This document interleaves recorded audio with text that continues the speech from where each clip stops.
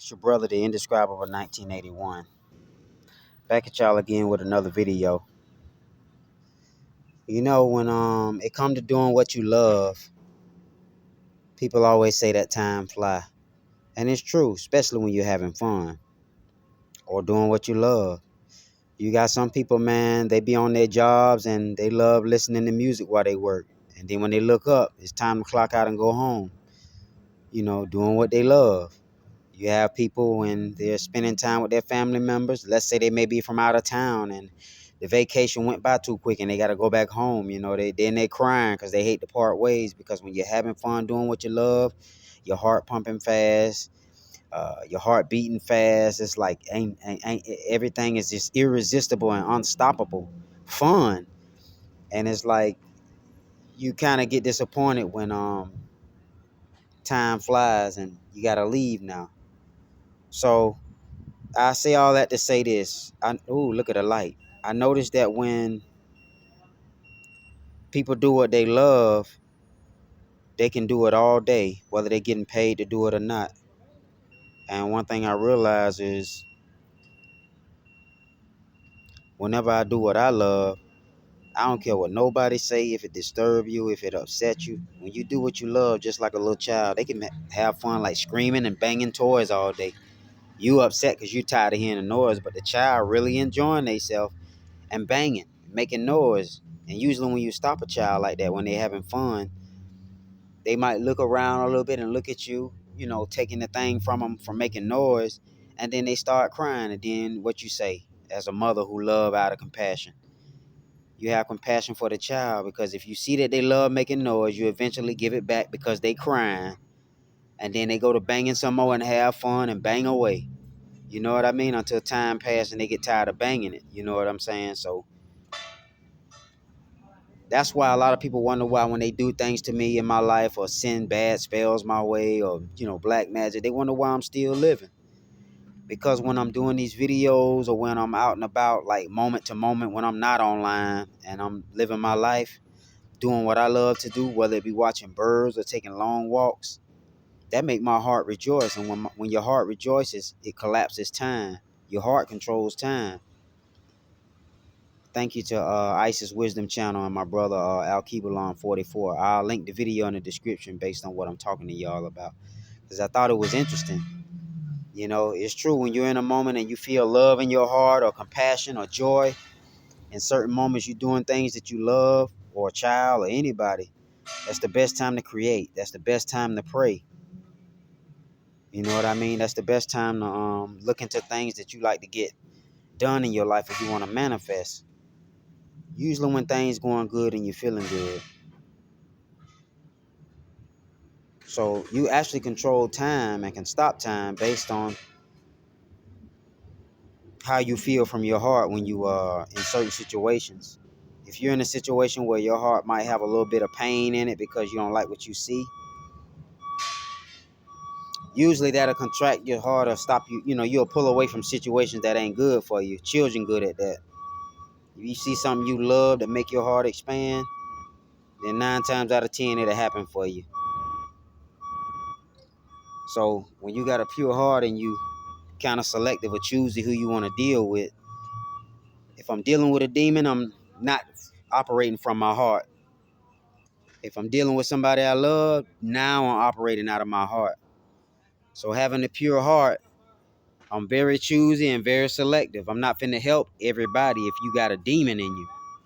You know what I'm saying? But if it's a person out of compassion, homeless, a child, elderly person, and it's really a need, and my heart can discern that, then that's a moment that I usually ask for help from the divine to manifest whatever is needed at that moment. That's why they say life is good. Even though we living in hell, the fact that you can create your life still good. I can say one thing I have heard. I have heard of people who went to hell, whether it be in a trance or a vision or an out-of-body experience. They went to hell and they saw demons and stuff, but the demons couldn't touch them or they got out of their way. They got out of their way and couldn't touch them because their soul was so protected when they went down into hell.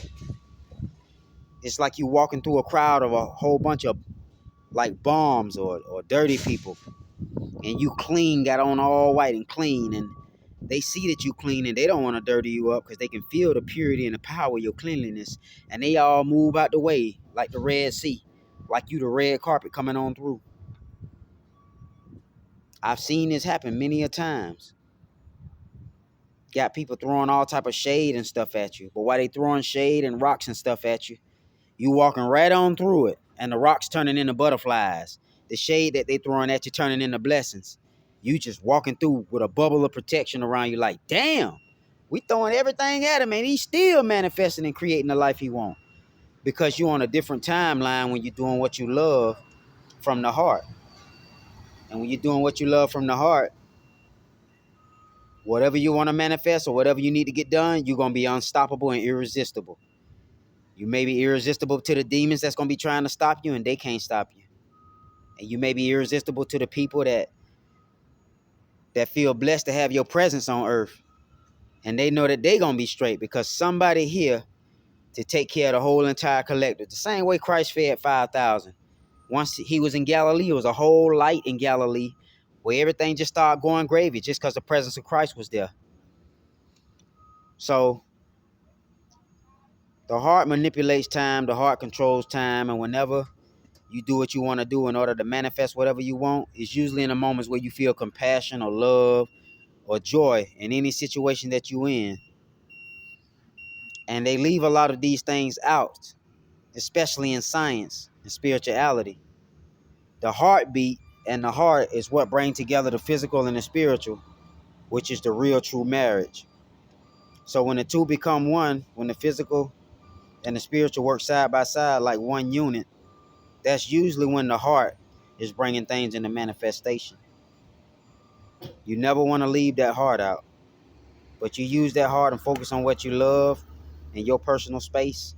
Don't worry about the rest of the world. Don't worry about other souls. Focus on your world and your personal space, how you manifest. Who knows? Your life will trickle over into other people's situation where they'll be okay.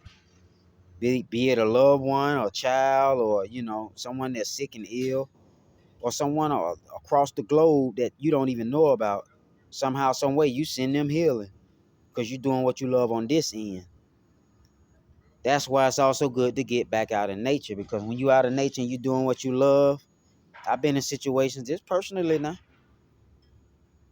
where I've been through something real stressful, going through something, and I put my hand right on the tree, because your hand and your heart connected. I put my hand right on the tree, took a couple deep breaths. I felt the tree like bounce and the wind blow, and then walked away. And the rest of that day, everything went good. This is why nature important. Then people wonder why the Indians in the casinos still right there. They put bow and arrows in their asses when they had to fight for the land. But them Indians in tune with that land. They know how to pray, piss, pick up a plant. Because my cousin worked with them building teepee huts where they take the old palm tree limbs, and my cousin got stung by a hornet. His hand was swelling up. He was in the middle of nowhere. This in Florida, in the swamps. He said, man, the Indian picked up a plant off the ground. They was in Cocoa Beach, Florida, some shit.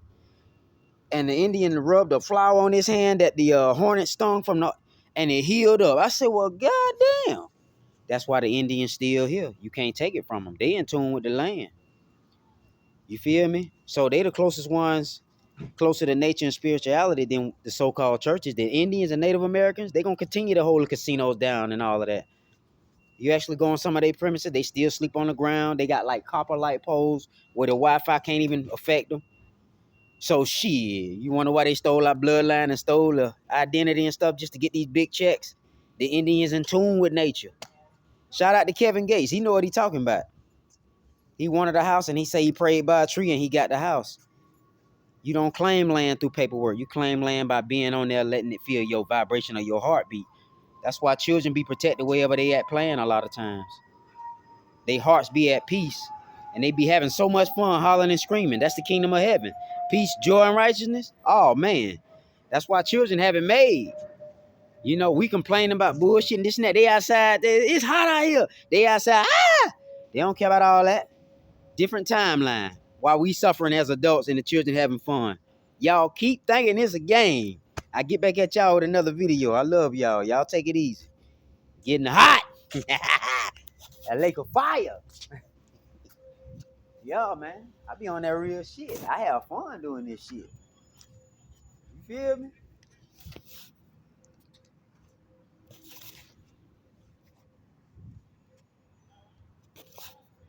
I enjoy doing this. Still recording by mistake, but I love y'all.